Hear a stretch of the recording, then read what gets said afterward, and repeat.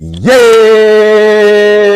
sir. What's poppin' with y'all? Welcome back to another motherfucking episode of the Thin Line Between Genius and Insanity podcast. Hosted by yours truly. OG, no, fuck that for you hating ass, distasteful ass, ungrateful ass, bitch ass, soft ass, hoe ass, weak ass niggas. I'm here. I'm in the building. How the fuck is you doing, bitch?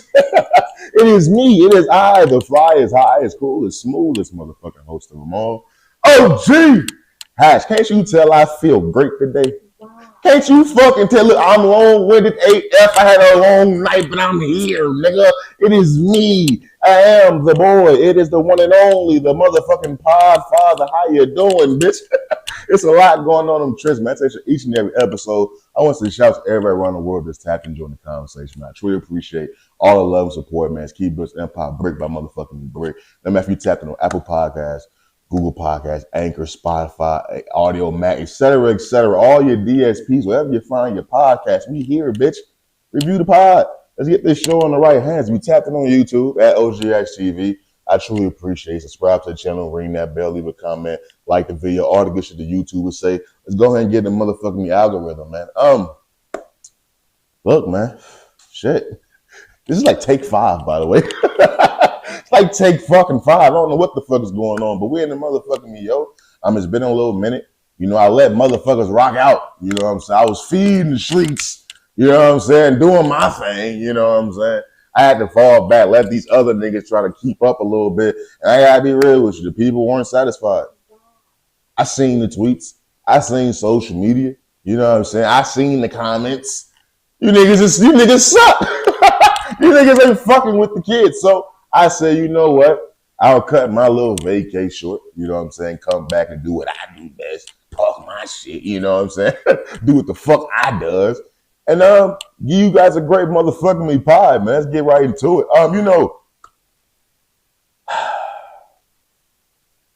Life is a funny motherfucker. You know, I thought Dave Chappelle had that. You know what I'm saying? I thought Dave Chappelle, Cat Williams, I thought them niggas just had this shit when it comes to being fucking hilarious. But life itself, it is the funniest motherfucker in the universe. You know, as I was going, man, there were some things that circulated. You know, we started the podcast with the typical bullshit that happens on social media. The people that y'all make famous, like the nigga like Mr. Woody. You know, he's a nigga that's testifying against Young Thug. Young Thug's got the biggest case in the state of Georgia history. That's the biggest case ever. There ain't never been a case bigger than that. And Woody is the nigga who kicked all this shit off, and now y'all done made this nigga famous. These 20v1s. All this shit. And on one side of the coin, I'm never mad at nigga getting his money. On the other side of the coin, I am mad at the motherfuckers that give him that money. Because it's like, that's what y'all motherfuckers support. So this he's so comfortable. He feels so safe. He feels so good in these streets and on his social media platforms that he's going to get on the motherfucking me platform and apologize to Young Thug. Wow. My nigga, I wish I would. I wish I would be facing motherfucking me life. I wish I would be locked up facing life. And the nigga that snitched on me, get on a motherfucking me video on a 20v1 set and motherfucking record, if I could speak to Thug, I would say I'm sorry. Nigga, fuck your sorries, nigga. Are you crazy? Yo, man, I'm gonna be real with you. If a nigga steal my headphones, a nigga steal my AirPods, it's up. Wow. You can't apologize. A nigga take my last piece of gum. Wow. It's up. You can't apologize. A nigga, we playing motherfucking me 2K in a wreck and you keep fouling. Wow. And now you motherfucking me, we got your motherfucking me AI. Wow. It's up. You can't apologize for said things. So what the fuck you think Young Thug want to hear from a nigga like Woody? He still said fuck God. What the fuck you think he consider Woody? But that's the social media world we live in. I thought that was it. I'm gonna be real with you. I thought to a certain point, it can't get no worse. I had already been on Twitter and somehow stumbled across the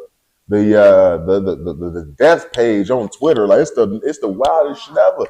I be scrolling through my Twitter. It used to just be ass. Like it used to just be fucking me pussy, ass, titties, dick shoving in bitches. Man, my Twitter was crazy for a minute.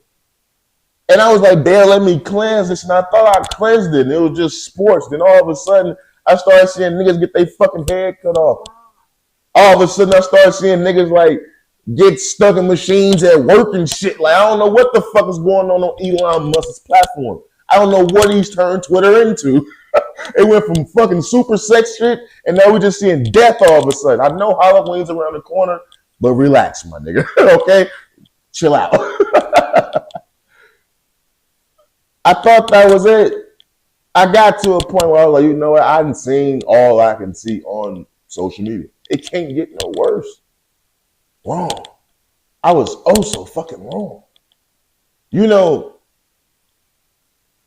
as I was gone, there was this big news that swept social media. It really didn't matter what you're into. You don't have to be into hip hop. You don't have to be into the porn industry. You don't have to be have a raunchy Twitter. I think with the news breaking of OnlyFans models possibly being infected with the herpes, wow, I think that came across everybody's time. News came out. There's about this OnlyFans guy. His name was Gucci Third Leg. Super pause on that one. His name was Gucci Third Leg. A woman named Danae or something like that. I don't know these people. Look, I'm gonna be real. When I watch porn, fam, I still go back to the shit that got me in the game. I still go back and watch Pinky. I watch Cherokee. I watch Lil Roxy and Reynolds. You know what I'm saying? And Lacey Duval. I watch these whole. These the bitches that got the first nuts of mine. They gonna get the last nuts of mine. I'm being real. I'm being real with you. It's only for you, baby. Like I switched it up, Sophia Costello. Like I still go back to the OGs of the game. And don't get it twisted. There's some new bitches like Jim Jules who, yeah, she's taking that new crown of the light skinned thick bitch. Yeah, but I don't know OnlyFans motherfuckers. Like, you gotta be a motherfucker where I'm on Pornhub or I'm on XNXN, whatever the fuck site I'm on. I haven't seen your face from a few videos that I didn't like before. Then I'm gonna look at the caption and be like, who is this bitch? Like, that's what type of time I'm on. I'm not on the let me just search Twitter and find random ass strangers and start following them because they sex game. I'm not that weird. I'm not there yet. But OnlyFans girl named Danae, she's like 19 years old, which is crazy to me. I don't understand how motherfuckers is 19 years old and you already known for fucking and sucking. That's crazy. You ain't even give yourself a chance to fucking like achieve any dope shit. You just hop straight into let me take this nut type shit. Like that's a crazy motherfucking choice of events that happens such early on in your life. But I guess she comes out. She says that she contracted HSV2 or the herpes simplex virus 2 from Gucci Third Leg. Now this swept the motherfucking internet because obviously this is a very attractive woman. Obviously we've seen her on clips with other social media influencers. Streamers like Deshae Frost, her with Casanet, other people in this game who are much bigger than her. We've seen her lingering around them, knowing what she partakes in, and people have the assumptions that she fucking sucked these people. And she came out and admitted that she fucking sucked some of these people, but it was either before, she contracted this shit and she only gave head or some shit afterwards. She knew she had it. But this swept everybody. This knocked everybody on their ass. Because she said she got this shit from Gucci Third Leg. Gucci Third Leg apparently is like Thanos when it comes to this shit. Wow. He done fuck all these bitches. Every bitch you look on Twitter, you like, damn, this bitch back. Gucci Third Leg done fuck with me. They say Gucci Third Leg done fuck Sexy Reds. I say Gucci Third Leg is basically him. He's the guy right now when it comes to the porn industry. And that's not nothing new. We all know. If you've been around long enough, you know every motherfucking 5 years it's a new nigga. It's a new nigga that's just taking on the scene. It's a new chick that's just all the niggas want to fuck. This is how this shit goes. Apparently, Gucci Third Leg is the guy right now. He's taking down all these motherfuckers. So when she comes out and says she got some shit from dude, this shit sweeps the motherfucking social media, and now everybody's keying in on this one motherfucking individual. The story itself, I'm gonna be real with you. If you don't know anything about STDs or herpes and stuff like that, I'm not here to educate nobody on shit. But I am here to say people need to regularly get tested. People need to regularly get tested. As this shit was going on and like on social media, in my personal life, I was going to get tested and shit. So I really didn't even feel comfortable commenting on shit. But I knew I was good, but at the end of the day, you really never know type shit. Like I was one of those people. I came on this podcast and I've been very open about how the woman that I was with, you know, I trusted the woman. I got with her. It was a woman I pretty much manifested. You know, last time I talked with my boy X, you know, we was in person. We was at Mo West. It was me, him, and CJ. We was at the lake. You know what I'm saying? We knew it was probably gonna be our last time truly seeing each other. Was at the lake sipping some motherfucking lean. At the lake sipping some lean with my niggas, and I was telling them like, yo, like I'm gonna go out to Arizona. I'm gonna find my wife type shit. Then he was like, what, nigga? You talking about your wife? Nigga, you 18? What the fuck are you talking about? But man, I'm like, no, she gonna be black, but she probably gonna be, you know, Afro Latina, you know, some shit like that. Glasses, thick, that's gonna be my girl. And I manifested Shorty, and I met Shorty, and we did our thing. And I tell y'all plenty of time on this podcast how she gave me chlamydia. She gave me chlamydia. And at that time, I had never had anything in my life. And that shit was a shocker to me. So I had to go through that whole trial and error process of getting tested, false positives and things of that nature. I already went through that headache. I already know what that life is like. I already know what it's like to go get false positives, then go get tested and get the negatives over and over again. I already know what it is. I already know what it's like to get antibiotics and pills and shit and feel fucking disgusting. I know what that shit feels like. And that came from me fucking being with somebody and trusting my partner type shit. The shit you see in the movies type shit. That shit actually happened to me. And that shit scars a nigga like me for life. So it's like, and in doing that, I go get tested regularly. Like I make sure I keep my records up to motherfucking me date. I'm going top of the year, middle of the year, end of the motherfucking year. I have to keep my shit intact for my own mental sanity. Because I know what that shit feels like to contract some shit. You know what I'm saying? So it's like mentally, even if I'm fucking, I can fuck a motherfucker, and then if I know that I ain't been tested in a minute, or even if I've been tested recently, and then I go fuck a motherfucker raw, I'm gonna be fucked up mentally until I go get tested again. So it's like that's the whole point of motherfuckers have to keep their test results up to date. Motherfuckers have to practice safe sex because it really is real out here, my nigga. A motherfucker will do you dirty. So when I seen the video of this young woman named Denai, whatever her name is, I felt empathy for her. Because I know what it feels like. I know what it feels like to feel like your life is over. I know what it feels like to be like, damn, I got all this dick, but bitches I can't get his dick to nobody. Bro, I swear to God, that's what I was thinking. I said, oh my, the moment I said, damn, this bitch got me. I called my mama. I said, she got me. The bitch got me. The bitch got me. I know what that shit feels like. So I was empathetic for the young woman. You know what I'm saying? And that slowly but quickly, I ain't gonna say that quickly went away when I found the real details of the story. You know, the OnlyFans game is the wild, wild west when it comes to porn. Because in one thing in the porn industry, you have to get tested. These people are tested. You can say whatever the fuck you want to say about a person doing porn. They're going to be the healthiest motherfuckers walking around because they're regularly getting tested. A motherfucker will try to make me feel weird for getting tested twice a motherfucker year. A motherfucker would truly make me feel weird because I'm getting tested multiple times a year. When that's the most healthiest thing a motherfucker like me could do. Because if you're single and you're having sex with people, you don't know what these people are doing. You don't know. They can say this, that, and the third, but you truly don't motherfucking me know.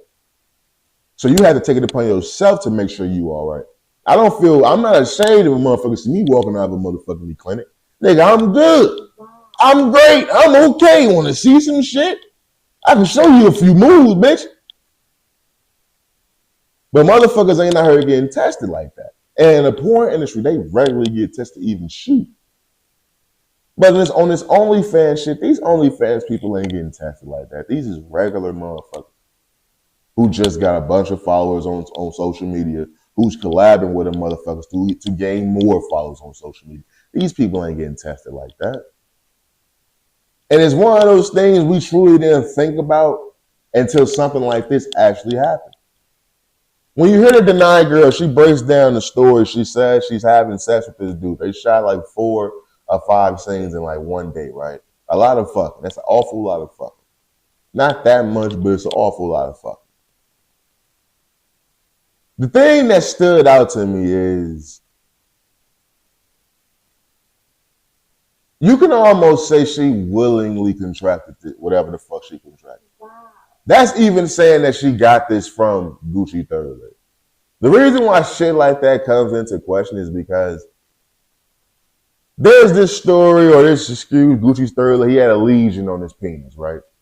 I don't even know what the fuck that looks like. That sounds crazy to me. A lesion on your penis sounds nuts to me. I'm gonna be real with you. They say it's a video out there where you can see them actually having sex and you can actually see on his penis, you know what I'm saying, open motherfucking me, an open lesion on his motherfucking me penis. Wow. Wow. Wow. She says she's seen this lesion. Wow. And she still had sex with this guy. He said that he got it from shaving his penis. You know, he cut himself shaving. Wow. There's a lot of people out there who was like, nigga, hair don't grow on your dick. I gotta be real with you. Hair does grow on my penis. Maybe a little bit TMI, but my shit ain't growing at the top of my motherfucking penis. It's more so towards the base. I think that's pretty fucking normal. I don't know what his lesion was on his penis. They say it was more so near the, you know, near the head or near the middle of the penis or the shaft. Don't feel like that'll be a hair, you know, a hair issue. But that's what the man says. I have to look at this young woman a lot different. Because in my situation, when I contracted chlamydia, it was, look, I remember what it was. I was fucking my girl with a condom. You know what I mean? I was one of those niggas, I'm not afraid to admit it. I was watching a lot of porn and a lot of depression at one period of my time to where I had a little issue when it came to actually performing with a condom. Without the condom, I'm fucking. I was that nigga. With the condom, that glove was too secure. Like, I couldn't feel shit. And I had that issue for a little minute with my girl because before her, I was, after my accident, locked up in the house, cooped up, nerve damage in my back, not getting no action, confidence shot the fuck down. I wasn't the guy that I knew I was. It took me a minute to get back to the man that I was. So I had that issue with my girl. And fucking her and with the condom, I'm actually going crazy. She actually, when she turned around, she pulled the condom off. A nigga like me, I love that shit. That just put me right in porn mode. When I be fucking a bitch and she take the condom off, I remember it like it was yesterday. But in that moment in time, that bitch gave me chlamydia. That shit it fucks with me every time. Every time I think about it, it fucks me up. I was truly on some, damn, this shit is really happening to me type shit. This bitch, Danae, she looked at a nigga's penis who had an open lesion on his penis and said, I want that. Wow. I need that. Wow. Put it in me. That's what this bitch said. That's what she did. And now you want to be on the internet crying, talking about you got this, that, and the third. Baby girl, I don't give a fuck. What you got, bitch? You chose this game. You played a dumb game and won a stupid prize. Ding, ding, ding. Bitch, you're LeBron James now. 40,000 points of the herpes. Bitch, that's what you got now. I've never seen a bitch with anything open or near her pussy that was a scab, a wound, anything, and said, yeah, let me eat that. Yeah, let me put my dick in that. Are you crazy? How do you see? I don't give a fuck what a nigga says. And this is why I say, bro, niggas gotta be in their child's lives, dog. Because this young woman went on to say that, you know, her mom is very supportive of her. Her mom's always been very supportive. Her mom knew she was doing OnlyFans, right? But her dad didn't. To this day, her dad did not know. Her dad doesn't even know if she has herpes. Wow. You told the entire world, but you didn't even tell your dad. And that says a lot about the relationship between a father and his daughter. But life is about decisions. Life is about support systems. Life is about how you raise your children. Because this young woman, this dumbass young woman, looked at a penis with an open wound, a lesion. Like I said, I don't know what the fuck a lesion is, cuz. What is that? Like, ain't that like an X-Men character? What the fuck is a lesion? You got a lesion on your penis? That's crazy, cuz. It's nuts. No day. But a young woman looked at that. Because she looked at this and said, I need this content. I need to make this money. I'm known for fucking and sucking. This man has X amount of followers. He's popular. He's the it guy when it comes to this shit. If I fuck him and put this content out there with him, I can capitalize off this. We know what she's thinking. All that shit should go out the window when you look at a motherfucker's penis and you see an open lesion. He didn't hide this from you. Now, whether or not he told you truly what the fuck it was, he did not hide this from you. He couldn't hide this from you. It's on camera. You seen it. You synced it. And it's something that got worse more times y'all fuck. That don't sound right to me. Wow. The first time y'all fucked, it wasn't that bad. The second time, it wasn't that bad. By the fourth time you fuck this man, it's a big ass open lesion on his penis. Wow. That don't sound right. I've had plenty of sex. Plenty of sex. I've had bitches with long nails, you know what I'm saying, nick me up a little bit. They ain't never turned into no fucking lesion. They ain't never turned into no open fucking wounds. And it damn sure didn't stop us from fucking all night long. This woman contract this shit damn near on purpose. If the shit if it's gonna be tragic, let it truly be tragic, baby. You signed up for this shit. And now you in the games where you truly can't track that bastard Gucci third leg. People, if you don't know how this shit go, man, I know what it is like. I know what I don't know how it is with this HSV2 shit. I know like HSV1, like cold sores and shit like that. Damn near everybody got that. Me personally, I've never had a motherfucking cold sore or anything like that. But nigga, my aunties, my moms, my grandmas, they all had it. If your fucking grandma kissed you when you a newborn baby, my nigga, you contract. You've been exposed to it. Now that's not saying you will have it or anything like that, but that will pop up on your test if you get a full panel. You have been exposed to it. When it comes to that herpes shit, if you've never had an outbreak, they truly don't even test that shit unless you have a outbreak because of the exposure and how it is and with false positives and things of that nature. So if you never had an outbreak or nothing like that, they won't even test you for it. So it's hard for them to even track where you got that from or who you got that from. So it is kind of crazy that she looked at Gucci third leg as the guy that did that. Granted, you can look at the videos and say, look at his penis. He has an open lesion. But also, you got to look at that young woman and say, bitch, if you going to fuck a nigga with an open lesion on his penis willingly, Wow. how the fuck am I supposed to sit here and just accept the fact that this is your only time doing this? Wow. Because you seen that and you said it don't even matter. He said it was this. A nigga can tell you anything. Wow. You ain't got the most motherfucking me you know what I'm saying, benefit of the doubt, you know what I'm saying, in your back pocket. Bitch, you're nasty. You're disgusting. I believe you're the type of person to do even more disgusting shit when the camera's not on. Wow. But in my personal life, it was kind of hard because I didn't want to come on here and talk about this shit as I was waiting on my results type shit. You know what I mean? Like, granted, like I said, I had no symptoms of no shit like that. I had to just go get my shit right and make sure I was up to date. You know, so I understand that I was dealing with motherfuckers and, you know, and shit was cool, but you got to keep your shit up to date because no matter what a motherfucker tell you or how much you trust a motherfucker, a person like myself, I've been through situations where I put my trust in a motherfucker and they fucked me over. So, in the midst of me going through my own personal shit, having this be the main topic on social media, bro, that shit was a mind fuck. I couldn't even comment on shit.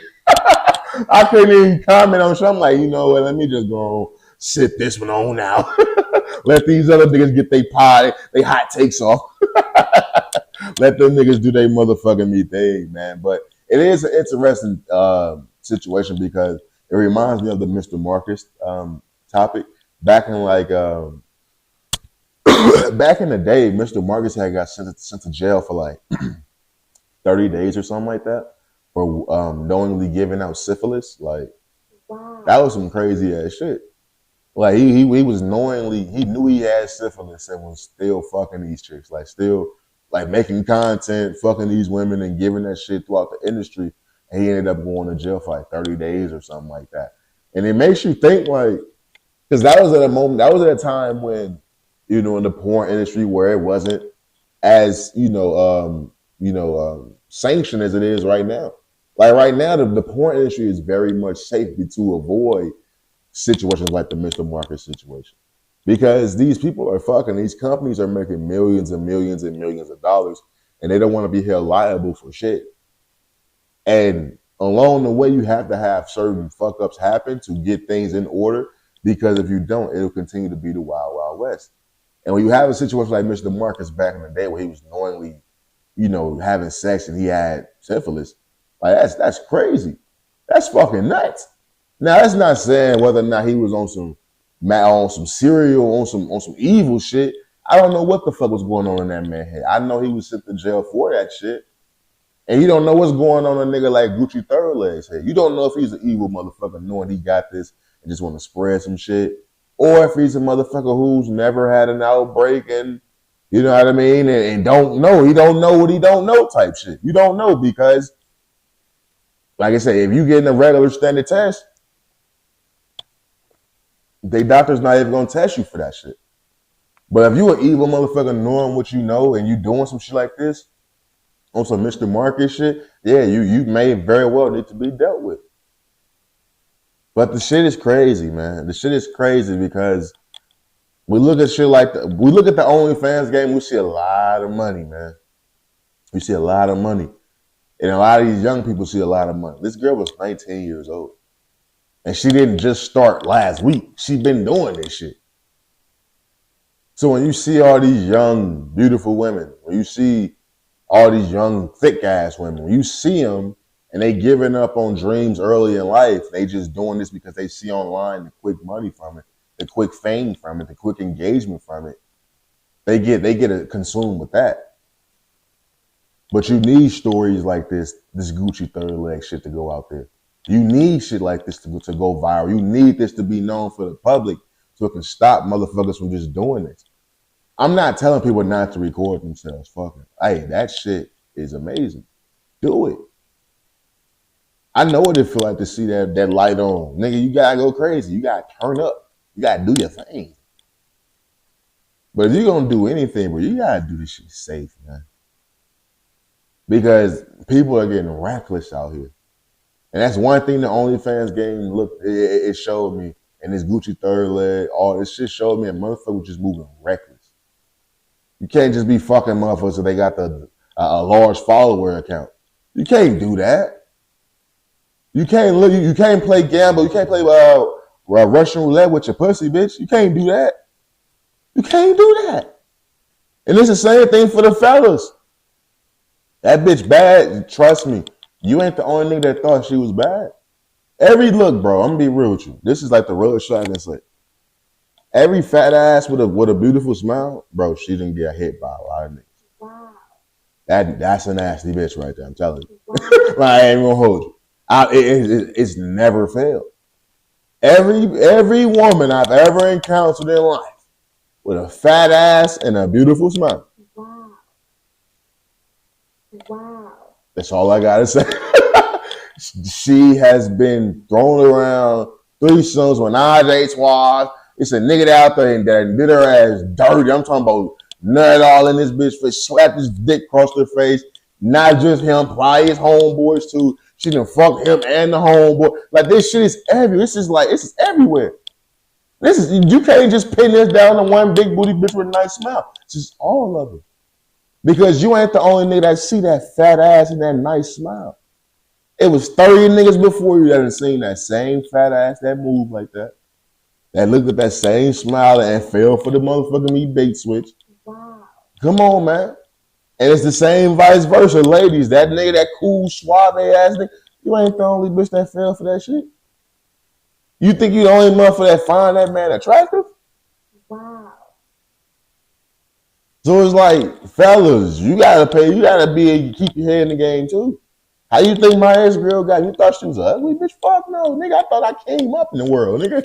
Fuck you talking about? I thought I was up, nigga.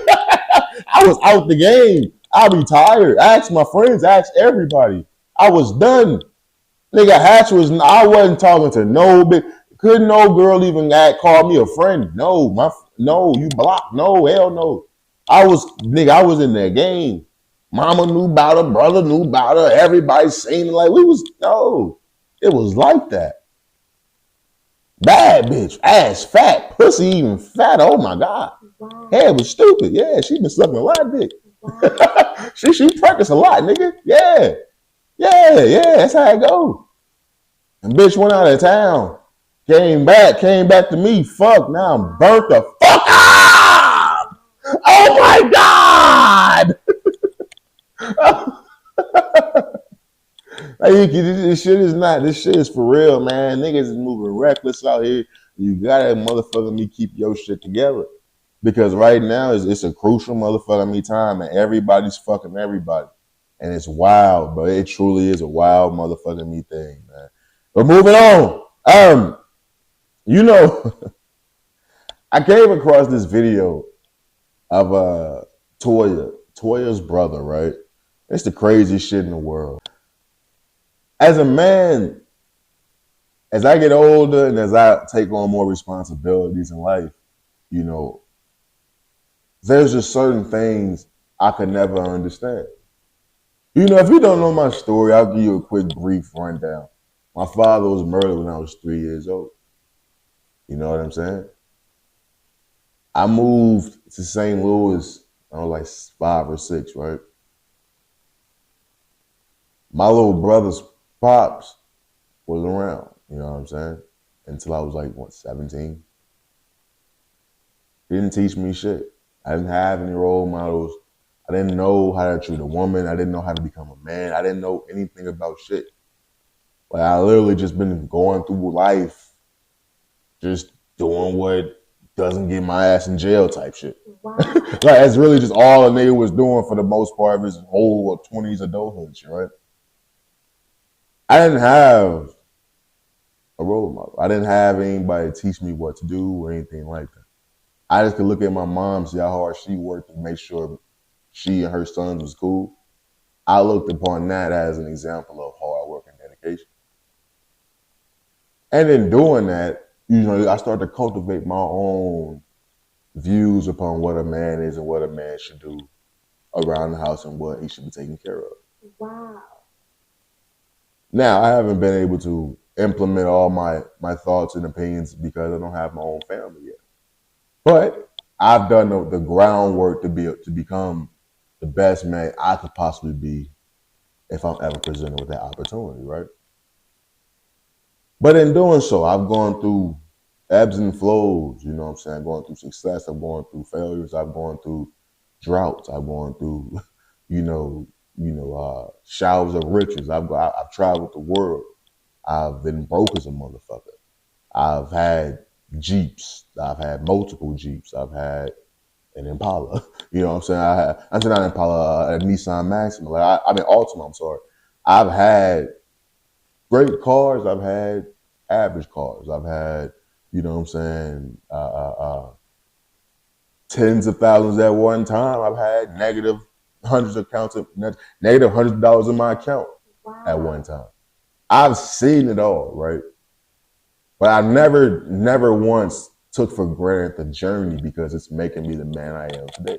And I'm proud of the nigga I am today. The man I am today, I would never take for granted because I know what I've been through and I know what I've escaped and I know what I've overcome. And a motherfucker could never take that away from me, right? So there's just certain things that you would never even expect for me to say because y'all know exactly who I am if you've been tapped into the show. I heard Toya's brother say something that as a man who's been getting it out the mud, I could never understand. I want to play that for y'all. that motherfucker. I'm nobody, bro, but I ain't gonna change lives, bro. As gifted as me and my family is, we ain't just talking about one. We talking about me, my brothers, my sister. If I would have had the relationship that I should have had with Wayne, bro, and I'm not saying I'm trying to take away anything that God allowed or controlled to happen, but I can see as far as changing our situations, bro, that shouldn't have to be in the street. And you can't just say that they was grown men and they made their choices, you feel me saying? But sometimes God put people in position so they could be in position for other people. So my little sister Talia, I love her, everything in me. Even Wayne, bro, you know what I'm saying? Like I have nothing ill in my heart toward him. At the same time, do feel like some things happened to when I was trying to achieve music or pursue music, I had a little roadblock in my way, bro. You know what I'm saying? Wow. Wow. You know, one could hear that and be like, nah, Hatch, he ain't mean it. That Wayne should have been doing this, that, and third for him and his family. What he's saying is he was talented too. Wow. My nigga, when I hear that clip, I hear a fuck nigga. And the reason why I say I hear a fuck nigga, I don't know you from a can of paint. The world don't know you, nigga. The reason why I can call you a fuck nigga is because you looked at your sister's pussy as your golden ticket out the hood. Wow. Why? Because a nigga fucked your sister, he's supposed to put you on? Wow. Why? Because a nigga fucked your sister, he's supposed to take care of your family? Wow. Nigga, fuck your family. Nigga, fuck you. And after I'm done fucking your sister, fuck your sister, nigga. Wow. See, that's what I don't understand. As a man who's been getting out the mud on his own, I do all this shit on my own. Ain't nobody ever helped me with shit. My story ain't my little brother's story. Nigga, my shit is totally different. I didn't have the village, nigga. I didn't have none of that shit. Everything I got on my own. Everything you ever seen me in has always been in my name. Ain't never been no co-signer for shit. I'm not like the rest of you niggas. And there's nothing wrong with that. I salute anybody who's ever had help. I would never look at a nigga who had help and knock him for their motherfucking new journey. But nigga, if you ever had help, you better not ever fix your motherfucking lips to say shit to me. Wow. And that's the realest shit I can ever motherfucking me say. Everything I got on my own, nigga. Every motherfucking thing. There ain't never been a nigga that helped me with shit. Ain't nobody ever put in on no down payments. Ain't nobody no motherfucking me co-signers on shit. Them Jeeps I was in, them was me. That was I. That was me. Hatch. That was your boy, nigga. It wasn't nobody else's. The shit I'm in right now, that was me. That was I. This crib, that's me. The crib before, that was I. The crib before that was me. The trips, the journeys, that was me. All this shit has always been me. A nigga could never take that from me. I can walk through this motherfucker with my dick slanging because it's mine. I ain't worried about shit. I ain't worried about shit. Dick out, gun in hand. I'm here. This is mine. I'm not worried about shit. But a motherfucker that's looking at a nigga that was fucking his sister as his savior, Wow. his Superman, you's a bitch. Wow. You's a whore. There's no other way to slice it. You's a bitch ass nigga. I could never relate to that ever in my life. I don't even got a sister. I don't even think I can look at the nigga that's fucking my sister like he a motherfucking me OG. Wow. Are you serious? Are you fucking serious? Are you serious right now? I don't even want to rap no more, nigga. I'm gonna go play ball. Fuck that. What the fuck? Because he fucked your sister and got your sister pregnant, he's supposed to be looking out for your whole family. Nigga, fuck your whole family. What the fuck? Fuck your auntie. Fuck your cousins. Fuck your uncle. Fuck your estranged father. Fuck them niggas, nigga. She better be fucking happy we take care of her and that fucking baby. The fuck? To this day, why do we know Toya for being Lil Wayne's baby mama? She's made quite a motherfucking me living being Lil Wayne's baby mama. That's where the motherfucking be the fruits of the labor. That's where that shit ceases at, nigga. The fuck you want, nigga? We supposed to care about you because you the brother of the baby mama of Lil Wayne. Are you fucking serious, nigga? Are you fucking serious? You chose the wrong motherfucking me time. Wow. This nigga chose the wrong motherfucking me time to even say some stupid shit like this. Now I'm turned the fuck up, man. You said this shit in 2024 when nigga I got a podcast. You ain't say this shit in Carter 3. Wow. When Lil Wayne was the biggest rapper in the motherfucking world. That probably would have been the greatest motherfucking me time to be like, yo, man, he can be doing a lot more for us, Wow. for the streets. Nigga, it's 30 motherfucking years later. He watched, he can't even perform in his own hometown. You talking about he ain't looked out for the fam. Wow. Nigga, you ain't even a fucking fam, bitch ass nigga. You just a nigga that's related to the bitch I used to fuck. You ain't shit. AKA, you ain't shit. You ain't shit, nigga. But I can never fix my lips, man. It's like, I just feel like if you've been through shit in life, and when I say been through shit, I ain't talking about like, you know, some little weird shit. I'm talking about just adult shit. You know what I'm saying? They ain't gotta be super deep, nigga. I'm talking about adult shit. I'm talking about bills, nigga. Like that nigga Bill, he's a motherfucker. I'm talking about when you ain't never, if you had to rob Peter to pay Paul, if you had to swallow your pride and ask motherfuckers for help, and you had to take loans out, you had to, you know what I'm saying? You had to borrow from your 401k just to fucking make it to the next motherfucking week. Wow. And you do that shit and you overcome and you find yourself to a spot you can take care of yourself. Wow. You can't think like this fuck nigga. You know what I'm saying? Like it's just I've never been around such fuck nigga in my life. That's like the final boss of a fuck nigga. Wow. That's the final boss of an ain't shit, lazy ass. You know what I'm saying? Like you ain't got nothing going for yourself. That you looking at a nigga like that. Your relationship to a nigga with money is he was fucking your sister. And you think your life should have been different. You waking up every motherfucking morning mad that your life ain't fucking glitz and glamour because the nigga that used to fuck your sister ain't look out for you? Are you serious? Man. But that's why you always say. That's why you always say, man, some niggas just truly ain't motherfucking me shit. And that's the realest shot that I've said today, man. Real motherfucking me talk. Moving on. You know, there was this situation that happened. And it was about this woman who had got killed. They say she's like a former professional basketball player or something like that. I don't even want to like go into her name and all of that. Because the situation is a little bit polarized. If you don't know what I'm talking about the video where the woman was coming out of her apartment with the cop. She was charging with a knife. She ended up cutting him in his face. And he ended up shooting her ass. Now, this was like a week or two ago. I could have done more research to get her name and got the officer's name and shit like that. But I'm gonna be real with you.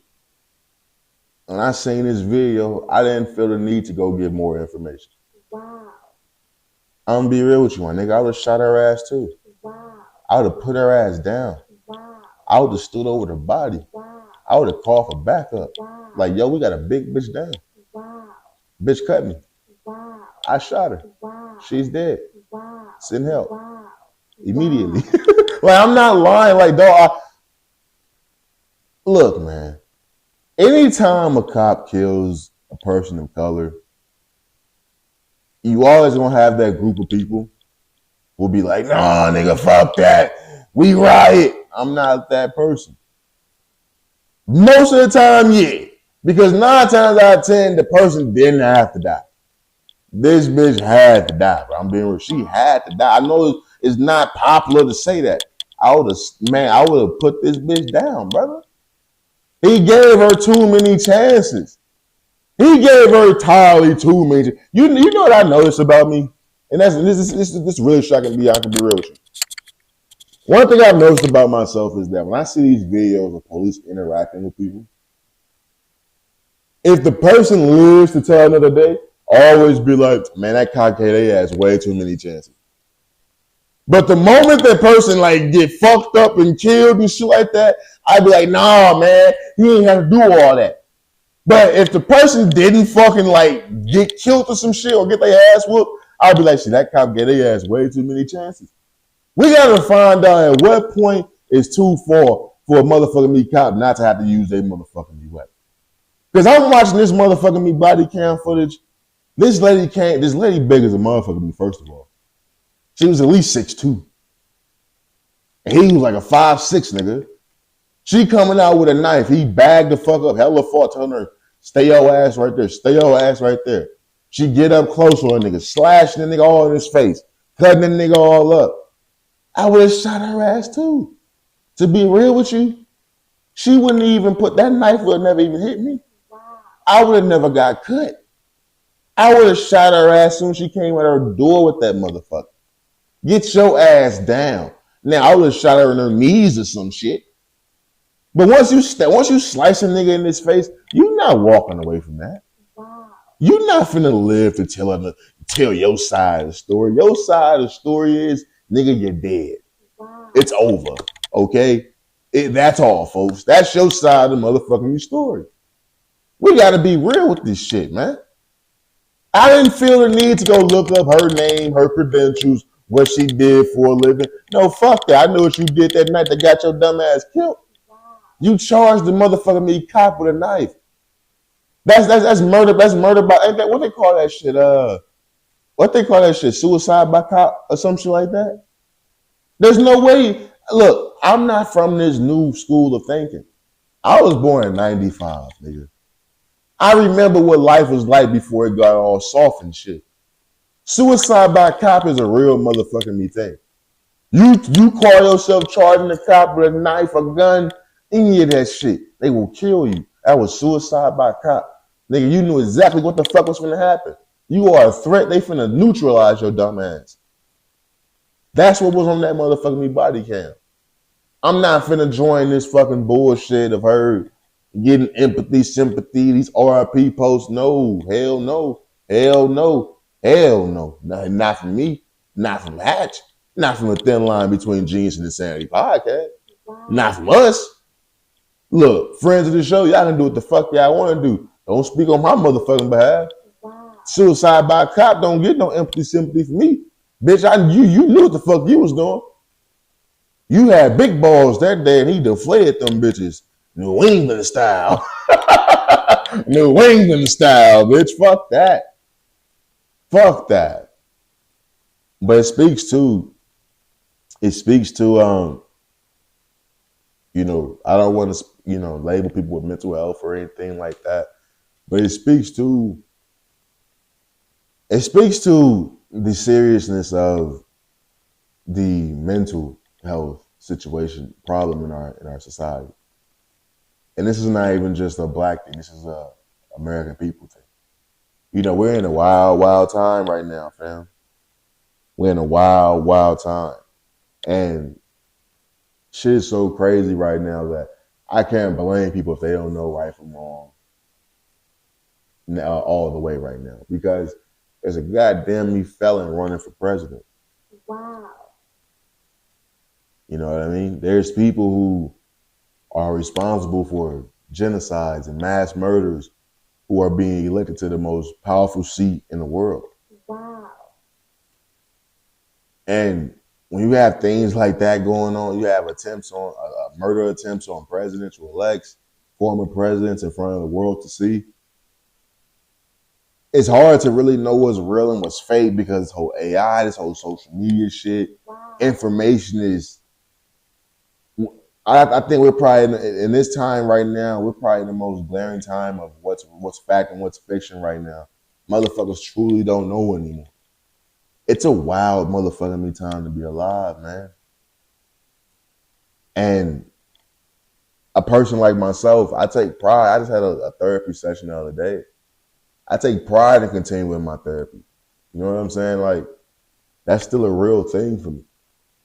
And it was mental health and therapy was a fad like a year or two ago when everybody was pumping that shit and we quickly got out of that fad.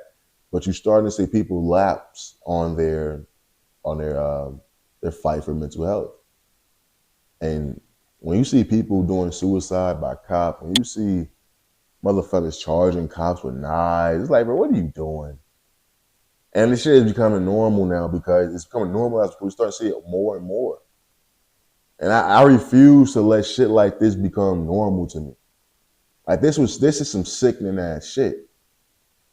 And I think we all just bracing ourselves to what's happening with this motherfucking presidential race because I truly think it's gonna flip this motherfucking country upside down, no matter who wins. That's the crazy part. No matter who wins, I think this country gonna get flipped upside down. Now, for whatever reason, for what reason, I'm gonna keep that to myself, probably for another episode or two. But this country's gonna be flipped upside down, man. I truly motherfucking believe that. I really motherfucking me do. But moving on. Big Meech. Big Meech is in the halfway house. Wow. Can we get a round of applause for Big Meech? You know, the only reason why I want to give a round of applause to Big Meech is because I think Big Meech has been, he's provided so much content for our culture. You know, from TV shows, from, you know, hit pieces, from, you know, rappers talking about the shit in his songs and things of that nature. His image, his influence has been a part of the culture shit ever since I can remember. You know, Big Meech recently was released from prison. He's in a halfway house. There's been videos circulating of him with Little Meech, like getting their nails done and shit. Big Meech rocking the jewelry, got the fresh lineup, the fresh braids and shit. Big Meech look good. Wow. You know, Big Meech, there's some things going around with his release. They're saying that he snitched on another kingpin from St. Louis, named Cuffy, I believe was his name. They're saying Big Meech snitched on him to get out of prison. I don't really know. You know what I mean? I do understand the links, the ties between Big Meech and St. Louis. Big Meech definitely ran through St. Louis. He had his run. The BMF crew, they definitely ran through St. Louis. I remember those talks as a kid. That's all motherfuckers you talk about. My big cousins who was in a dope gang, who sold dope. They was always talking about Big Meech, how he used to shut down Ferguson and Berkeley and stuff like that. Big Meech had his stamps. He had his fingerprints on a lot of motherfucking places. St. Louis, Atlanta, Memphis, Detroit. Like Big Meech, yeah, he had the game on lock, bro. You just gotta admit that. Miami, like Big Meech really did that shit. To see Big Meech get out, to see these rumors start to circulate, I don't think anybody's surprised. I don't think anybody's gonna really attach them to Big Meech seriously because people just happy Big Meech home, bro. Wow. Me personally, I could care less if he's actually home. Like I said, you salute the nigga for what he's provided for the culture, you know, the influence upon the culture, the young Jeezys and stuff of that nature. But whether or not he was home or not, I truly didn't give a fuck. I think it's kind of weird that everybody that's around my age is on social media talking about some nigga, the streets is finna be turned the fuck up again. Wow. You don't know shit about shit when Big Meech was out in the streets. Wow. My nigga, Big Meech been locked up for 30 years. You're 26. Wow. What the fuck are you talking about? What the fuck are you talking about? You don't know what the streets was like when Big Meech was out. Shit like that bothers me when I see niggas doing like that. Because nigga, you want to be included so motherfucking me bad. You want to dry snitch on yourself so motherfucking me bad. But it's always been interesting, man, when you have a person like Big Meech who has the success from inside of prison. When they get released, you want to see how they attack the streets. You know what I'm saying? Is Big Meech going to be more involved with the BMF TV show? Is Big Meech going to be receiving more, you know what I'm saying, fruits of his labor from what he did from while he was inside of prison, from the TV shows? Is going to be presented with more opportunities? What is going to be the next steps for Big Meech? And one could ask you, is the snitch allegations true? Did Big Meech see the success of the BMF TV show? Did he see his son getting praised with all this fame, this money, and this power for portraying his father? Did his father in prison say, fuck that, I want to get some of that myself? Wow. Did his father look at his story being fucking me capitalized on, making millions of dollars and say, I want to be a part of that? Is that what's happening right now? Who knows, man? You can't knock a nigga for being in prison and seeing his life story being told in front of the masses, garnering millions of dollars, and he's sitting in prison not wanting to be out and reaping some of that the benefits of that shit. You can't knock a nigga for doing it, especially at a moment in time where snitching don't get looked down upon as it used to be. Wow. You got snitches becoming famous. You got niggas becoming famous off being snitches nowadays. Who knows what's going on with this Big Meech situation? Do I really give a fuck? No. Do I think the streets really give a fuck? No. And I can tell you one thing who really don't give a fuck: the hip hop industry. Wow. And that's been proven, my nigga. Gunna, that's been proven. This Woody shit, that's been proven. This Big Meech situation, if it is true, that's big fucking Meech. All them niggas got on social media and welcomed his ass home. So I don't think it's gonna impact shit. And I truly don't think it should. Nigga did what he did. Y'all know him for what y'all know him for. That won't take away the fact that he was Big Meech. That won't take effect that he is y'all motherfucking me superhero. He is y'all Superman. Big Meech is the hip hop industry Superman. Because everything he was, everything he rapped about was the imagery that all these niggas became, that these niggas wanted, that they glorified. It's all Big Meech. I don't think he can do no wrong in any of these niggas' eyes, bro. I truly don't think he can. I truly don't. But moving on, man. I was sitting back the other day, man, and I was watching the new Rory and Maul podcast. Man, shout out to new Rory and Maul podcast. I truly fuck with that show. You know, I used to watch the Joe Budden podcast, which was a huge influence on what I got going on right now. And I was watching the original cast, you know what I'm saying, when it was Rory, Maul, and Joe. To me, to this day, that's the best podcast I've ever laid eyes on. And to see them shift off and do their own thing, granted, it's smaller than the Joe Budden podcast, but to see them still on their feet and doing things the way they want to do things is truly inspiring and truly motivational for a nigga like myself to just keep going. And I know I'll get to where I want to be soon because I can see niggas like that doing what they want to do the way they want to do it and carving out their own motherfucking me lane. I know it's possible for a nigga like myself. But I was tapped into their show and they were just asking themselves, what is like the pettiest thing you've ever done? It's like an ex or something like that, right? And I had to think about that, you know what I'm saying? Like, I'm not the most, relationship driven motherfucker. I've only been in, like one real relationship in my adult lifetime. Like I said, there's women who out there, if they were to claim me and, as an ex or something like that, I wouldn't deny it just because of the time spent, and the journey that we were on together. I understand it, but I've only had one actual ex in my adulthood, right? And when I think about the pettiest thing I've ever done to her, I think the pettiest thing I've ever done to my ex is we had this playlist, right?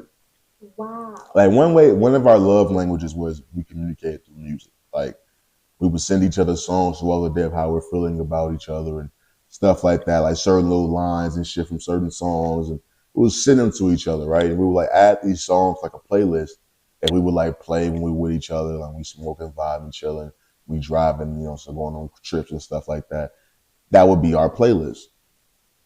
And everybody knows, I love music and shit like that, right? So that's one of the ways we just found another way to communicate with each other. It was pretty dope. And the playlist was fucking flames, my nigga. Wow. I'm gonna be real with you. Like, I treated that playlist, like we both treated that playlist like it was like our investment, like our lifetime investment, my nigga. Like we was in that motherfucker like curating the fuck out of this playlist. Like certain shit just couldn't make it if it both didn't make us feel a certain way. Like this playlist was special type shit. I ain't gonna hold you. And once we fizzled out, you know what I'm saying? The playlist was still there. We broke up. The playlist was still there. I don't know how I realized that she was playing this shit for somebody else. Like we were still adding music to it when we wasn't talking and stuff like that. But I can tell like it was different shit starting to get added to the motherfucking playlist, right? It was something that I knew really wasn't for me. It had to be for some other nigga. Wow. You know what I'm saying? So I'm over her crib, you know what I'm saying? And this is, I noticed the shit before we even locked back in. So we got back cool, and when we get back cool, the first thing I do is like, I go to her phone. Because the shit was, I couldn't delete it from my phone. I can only delete like the copy from my phone. It was actually on her shit. So I get to her crib, and we talking and stuff like that. And somehow, someway, I kind of baited her into telling herself that she was like playing the playlist like other motherfuckers. Wow. So I took the pettiest thing I ever did. I took her phone, I went straight to that playlist, and I deleted that bitch. Wow. And when I say the moment I deleted that playlist, I felt like the biggest piece of shit in the world. Wow. I'm not even gonna hold you like, because I looked at her face when I deleted that motherfucker. Her face, like I seen her heart like just fall and drop to her ass, my nigga. Like she was like, "Oh my fucking god!" Like nigga, what the fuck did you just do? And I was, and the reason why I was so motherfucking me shitty inside is because I no longer had a copy of this motherfucking playlist. Wow. This shit was flames, my nigga. This was like songs from like the 80s to nigga like now type shit. It was like curated to the gods, my nigga. In the past, the pettiest thing I've ever did in my life is I deleted the playlist that me and my ex-girlfriend created for each other. Like I deleted that motherfucker because I felt that she was planning for another nigga. Wow. Don't do that. If I put you on to some music, you better not ever play that shit for another nigga. If I take you to a restaurant that you ain't never been to, you can't take another nigga to that restaurant. Wow. If I take you to my movie theater, you can't take another motherfucker to my movie theater. Wow. You can't do that. You can't do that. That's a huge violation, bro. That's a huge violation. This bitch ass was too fat. Ain't no other nigga finna be fucking your big booty ass to the playlist that I curated. Are you crazy? Are you fucking insane, ho? Hell no, I'll flip all this shit over. Fuck no. That's not how that shit goes, man. So that's the pettiest thing I've ever done to my ex. Like that to this day, she never lets me live that shit down. Like off the blue, she'll just text me, be like, I can't find shit to listen to because you deleted my motherfucking playlist. Like, bitch, that was years ago. Let that shit go. Like, damn, just say you want to say hi, bitch. How you doing? But it's real shit. That's the pettiest shit I've ever did. Like, to me, I don't think I can ever top that. Because that's some shit that really, that was a whole new level of low. Like, I never even thought to even do some shit like that. I never go through people's phones. I don't do shit like that. But to go through a motherfucker's phone, just delete a motherfucking playlist, yeah, that was tough. That was motherfucking me tough, man. It truly was. But moving on, before we get the fuck out of here, man. What we got? We got motherfucking me Kendrick Lamar. Oh no, you know what? Fuck that. We not even gonna talk about Kendrick. We talked about the whole Not Like Us shit with SZA. They did a whole little weird ass interview talking to each other and stuff like that. I gotta be real with you. You got Kendrick Lamar being nominated for all these awards, for the Not Like Us, for the whole features on Like That, for best video, all that stuff, right? Cool. Give me the new album, bro. I need it. I seen what you did. I seen the little slick shit that you did with on NBA TNT, where you had the intro, the little snippet you had on the Not Like Us video, was like, woke up looking for the broccoli, keep the horn on me, the Kamasi, peep ownership, the blueprint is by me, Mr. Get Off, I get off on my feet. Oh, and when you had that little snippet, you had that playing in the background on NBA TNT, which lets me know that song is coming very motherfucking me soon. That has to be what that means. You've never done that before. Nobody teases a motherfucking me teaser. Like nobody does that, my nigga. You don't tease a snippet of a teaser, my nigga, of a song that's never coming out. That don't happen like that. I think it's about that time. Season finna start. We need a new motherfucking rollout to something. So,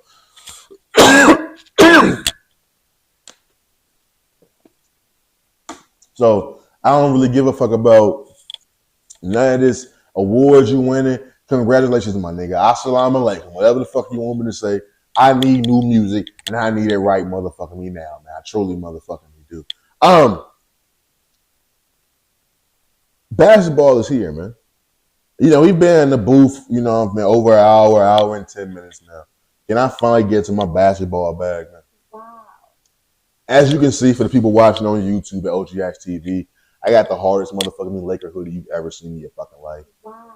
This bitch cost me like $260. I ain't gonna hold you. This bitch cost me about $260. This motherfucker got the coat. This motherfucker got the autograph right here. You know what I'm saying? From Bane. You know what I'm saying? I got the motherfucking me championships right here. I got the 17-time champion. Like, I really went all in for this jacket. You know what I'm saying? I really did my motherfucking thing. And the reason why I did so is because I feel good about this year. I didn't need to see opening night to be convinced that my Lakers can do something this year. Wow. I truly love when nobody's convinced the Lakers can do anything, saying like we was in 2020. Like those years where everybody look at the Lakers and be like, the Lakers can do make some noise. We never make any noise. Like that's just not who we is. We need motherfuckers to sleep on us, to hate on us, for us to truly come back and shit on niggas and flex on niggas how we supposed to. The NBA is back, man. Opening night was last night. You had the Celtics beat the fuck out the New York Knicks. You had the Celtics, they hot. They came out shooting that bitch like that motherfucker was hot. I ain't gonna lie to you. It was letting that bitch fly. And they was hitting them motherfuckers too. They was like 1 3-point shot away from breaking the record. They made like 29 threes or something like that. They really did their fucking thing. Jason Tatum went off. Jaylen Brown went off. It was just all around class job by a team getting their rings and going out there and beating ass. But I ain't seen that in a minute. I'm gonna be real with you. Second game of the night was the game everybody was waiting on. You had the Lakers versus the Timberwolves. You had LeBron James and Bronny James hit the court for the first time together. That was the first time in NBA history you had the father and the son take the court together, playing together. It was very motherfucking beautiful to see. Bronny only played 3 minutes. To be real with you, I didn't expect a nigga to play at all. To be honest, I'm happy that they did do it because you get it out the way. It's not gonna be something that's being asked about all the motherfucking time now. You get it out the way. The Lakers were able to pull off with a motherfucking win. Anthony Davis looked like Anthony fucking Davis. Wow. Anthony Davis looked like Anthony fucking Davis, man. I love to fucking see it, bro. This year, I truly feel it's going to be a very special year. And I'm not just saying for Lakers. I'm talking about all around because we know what the Olympics do for players. They always come back after the Olympic season and go crazy. Everybody that be on that Olympic team, they go fucking nuts, bro, because they play basketball throughout the summer. They stay in shape. They was facing top tier competition all throughout the summer. These dudes come into the league on a whole nother mode. And to have Anthony Davis come right into the season opener, dropping 36 and 16, 3 blocks, you know what I'm saying, steals, assists. He looked like the best fucking player in the world. And it's been a minute since Anthony Davis had that look. And it's a damn shame because he's Anthony fucking Davis. Now, it's only one game of the season, but from what I seen in the Olympics, from what I seen in the preseason, from what I seen last night, it's not even about whether or not his shot is falling. It's a certain look on that man's face. Wow. I remember that look. He got that look like he got that confidence back, like niggas ain't fucking with him. He played 76 games last year. Anthony Davis looks like he's ready to fuck niggas up. He looked like that. And to see it happen in the first game of the season, it's the first time Lakers won an opening game since 2016, my nigga. It's been a minute. So it was a great fucking game. It was great energy throughout the building. I watched it on the fucking projector. It was a great vibe last night. I can't wait for tonight. You got much more games going on today. You got a bunch of games. You got the Pelicans playing, the Warriors playing, the motherfucking Denver Nuggets playing, OKC playing. Like it's a lot of fucking blockbuster games going on today. Make sure you get those bets in. Make sure I win some more motherfucking money. It's been great to motherfucking see, man. Basketball season is back. It's been great fucking vibe so far. It has been bad news. You know, I'm a Laker fan. I like to shit on the Clippers as much as I can, but news came out that Kawhi Leonard will be out indefinitely. Wow. You know, I'm gonna say this before I wrap this fucking show up, man.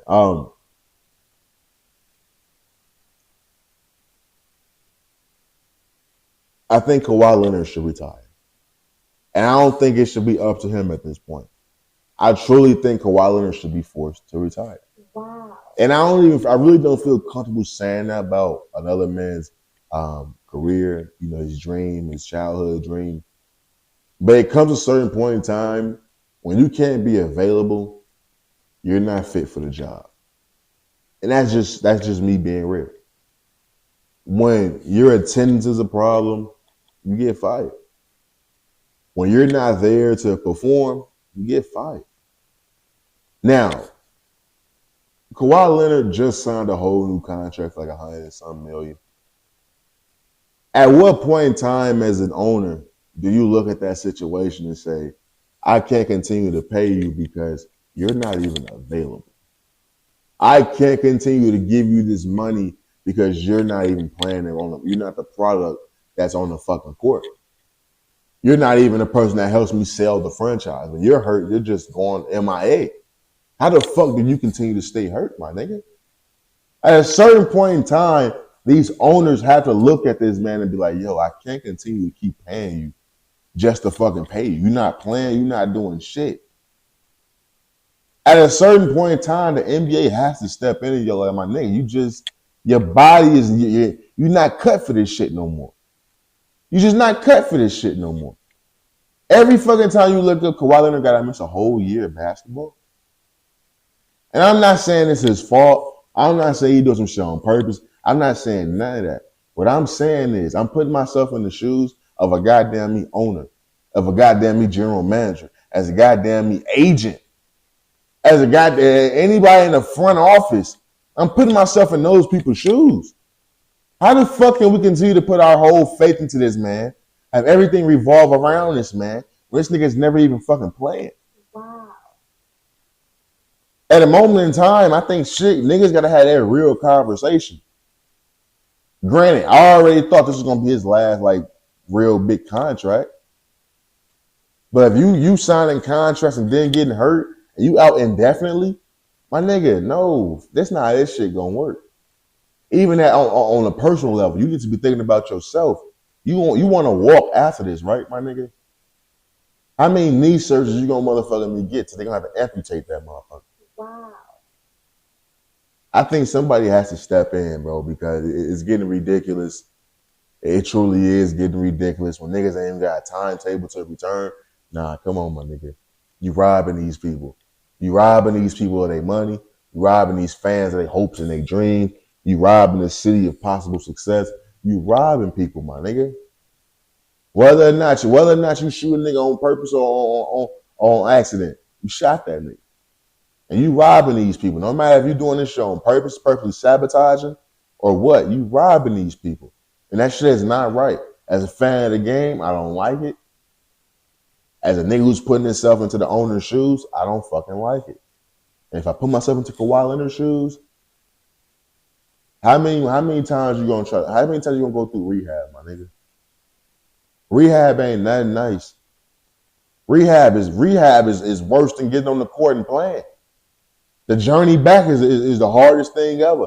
How many times you gonna keep going through that shit and not seeing it pay off? How many times? Fuck going through depression and all that, man. Retire, sit on your money, sit on your championships, sit on being known as a cyborg, and ride the fuck off into sunset like you was gonna do anyway, my nigga. That's the best way to motherfucking me do it. A nigga like Kawhi Leonard, he's capitalized. He's overachieved. He wasn't supposed to be like this. He overachieved. So with that being said, fuck, why is you steady putting your body through this? Why is you steady going through all this ridicule? And why is you putting yourself through these trials and tribulations when you don't have to? I get it. This is your childhood dream, but it comes a certain point in time, you gotta look yourself in the mirror and be like, yo, my body ain't letting me go through this no more. You did everything you could do. You got the most out of your body that you could, and some. It's just that time, my nigga. It truly is just that motherfucking time. But NBA season is back. Big predictions. Of course, I got the Lakers making the playoffs. I think we can be sneaky dangerous this season. If everybody just maintains their health, as always, a big contributing factor. But I think we can be dangerous, man. We stay healthy. We get some pieces back. Like we got Jared Vanderbilt coming back soon. We got the boy Gabe Vincent out there. Rui Hachimura is healthy. He dunked on Rudy Gobert and Julius Randle something nasty last night. I just think that if we maintain our health, we can make it a little noise this year. And I just want to see some good ball, man. That's all I truly want to see. I got some nice little off days where I can watch the big games this year.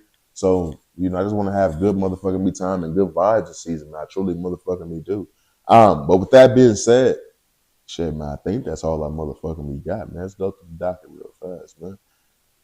We talked about Woody snitching ass, apologizing to Young Thug.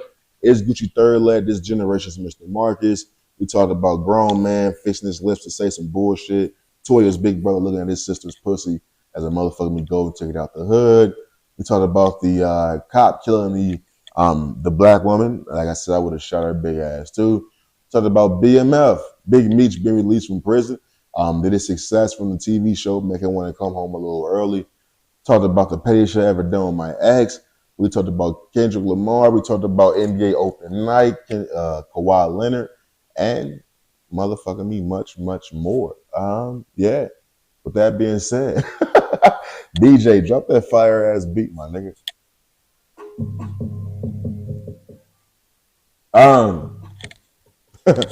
Episode 227, man. Thin line between genius and insanity. Hosted by yours truly, OG Hatch. Me, what the fuck going on, man? I'm saying thanks to everybody that tapped and joined the conversation, man. I truly appreciate all the love, support, man. Keep building empire break by motherfucking me break. Great episode, if I do say so my motherfucking me self, man. It felt good getting back into the motherfucking me, yo. It felt good getting a lot of this shit off my motherfucking me chest, man. At this point in time, the episode, I give it up, man. It's all love these ways. Never let them sidetrack with the bullshit. Always keep the main thing the main thing. Stay safe, stay sharp, stay sane. And how's this episode, man? We out this motherfucker. Peace. I ain't gonna lie, man. Episode 227, man. Thin line between genius and motherfucking insanity. Merch is coming very, very, very motherfucking soon. Honestly, I'm thinking about dropping one in the next 2 weeks.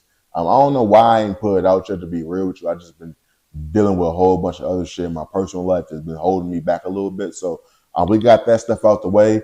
We got a little bit of distractions out the way. We got a little bit of a little baggage out the way, I should say. So we're going to make sure we get this shit out, get this out for the people. Phase 3 has been great to me. I want it to be great to y'all. I provide y'all with great merch, great clothes, great accessories y'all can wear out there to let people know what the greatest goddamn me show in the world is. I just want to say thank you, man. I truly appreciate all you guys. The ups and downs, the ebbs and the flows. The quality of the content is definitely improved. And it's all because I want to make sure I give you guys a product and a show to be happy about. So thank you. I listen to everything, all the feedback. I see the comments. I see all the DMs. Like I said, it always blows my mind how intimate this show really has become, because a lot of you guys don't say shit on the public platform. Like, y'all don't leave the comments. Y'all don't do none of that shit. But y'all DM the fuck out of me, man. I understand that, as of late, I've always been distant from social media, but as of late, with all this other stuff going on, I've been responding a little bit later than usual with the DMs and all that. So I don't want you guys to feel like I'm being, away from the show and away from the friends of the show or anything like that, man. I truly read every DM. Soon as I get it, I just take a lot of time to think about my answers, and sometimes like that, I just don't respond in a timely fashion, man. So I truly apologize for that. But I read every DM, man. I truly appreciate how intimate this shit has become, how you guys like to speak directly to me. And I never want that to change, man. So no matter how big this shit gets, always continue to see your DMs, tag me and shit. I truly read everything and see everything. So thank you. I truly appreciate all you guys. I love you guys. And I holla at y'all, man. Peace.